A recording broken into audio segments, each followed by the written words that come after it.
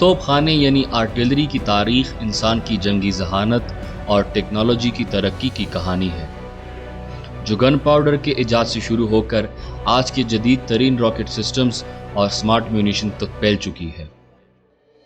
یہ سفر 9ویں صدی میں چین سے شروع ہوتا ہے، جب چینی ماہرین نے پہلی بار گن پاؤڈر تیار کیا۔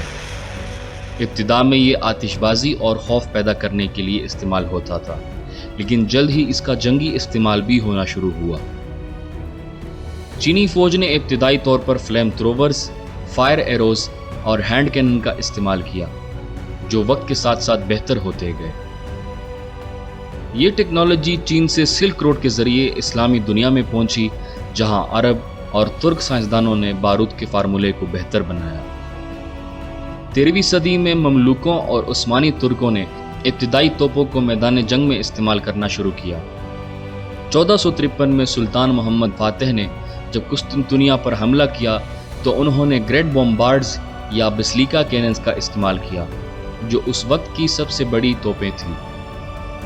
ادھر یورپ میں بھی توپ خانے نے جنگی طریقوں کو بدل کر رکھ دیا۔ اسپینش اور پرتگالی بحریہ نے توپوں کو جنگی جہازوں پر نصب کیا، اور یورپی طاقتیں افریقہ، ایشیا اور امریکہ میں اپنی نو آبادیات قائم کرنے میں توپ خانے کو کلیدی ہتھیار کے طور پر استعمال کرنے لگے۔ 16ویں صدی میں جب بابر نے پانی پت کی جنگ لڑی تو وہ عثمانی آرٹلری ایکسپرٹ استاد علی کولی کو اپنے ساتھ لائے، جن کی مدد سے انہوں نے فیلڈ آرٹلری کے ذریعے دشمن کے صفوں کو منتشر کیا۔ اسی دور میں مغل سلطنت نے توپ خانے کو باقاعدہ فوجی حکمت عملی میں شامل کیا، اور توپوں کو سیج وارفیئر، فورٹیفیکیشنز اور ڈیفینسو وال میں استعمال کیا جانے لگا۔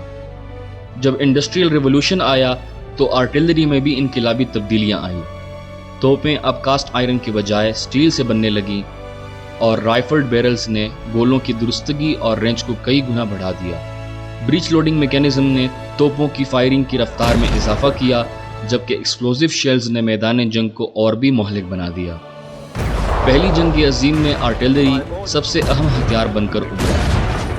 مورٹرز، ہووٹزرز اور ہیوی سیج گنز نے ٹرینچ وارفیئر کو طول دی۔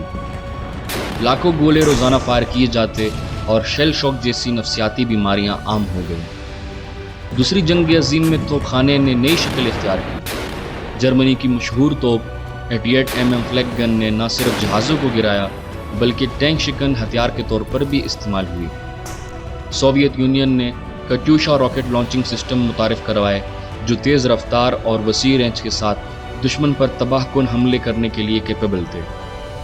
جنگ کے بعد دنیا کی بڑی طاقتوں نے توپ خانے کو مزید جدید بنانا شروع کر دیا۔ یونائٹڈ اسٹیٹس نے M777 ہووٹزر، ہائی مارس یعنی high mobility artillery rocket systems اور پریسیژن گائیڈڈ میونیشن جیسے جدید نظام متعارف کروائے۔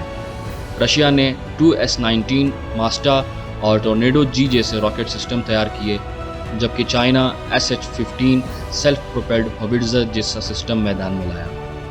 آج کے توپ خانے میں نہ صرف روایتی توپیں شامل ہیں بلکہ multiple launch rocket systems, drone linked targeting systems, laser guided shells, automated fire control systems اور nuclear capable tactical artillery shells جیسے جدید ٹیکنالوجیز بھی اس کا حصہ ہیں۔ اب توپ خانہ صرف میدان جنگ کا ہتھیار نہیں رہا، بلکہ یہ سیاسی اثر و رسوخ، ٹیکنالوجی میں برتری اور دفاعی حکمت عملی کا ایک اہم ستون بن چکا ہے۔ آج کی ویڈیو میں ہمارا ساتھ یہیں تک۔ اگر ہماری ویڈیو آپ کو پسند آئی تو اسے لائک کیجئے، اسے شیئر کیجئے اور کمنٹ میں اپنی رائے کا اظہار ضرور کیجئے۔ Subscribe for more.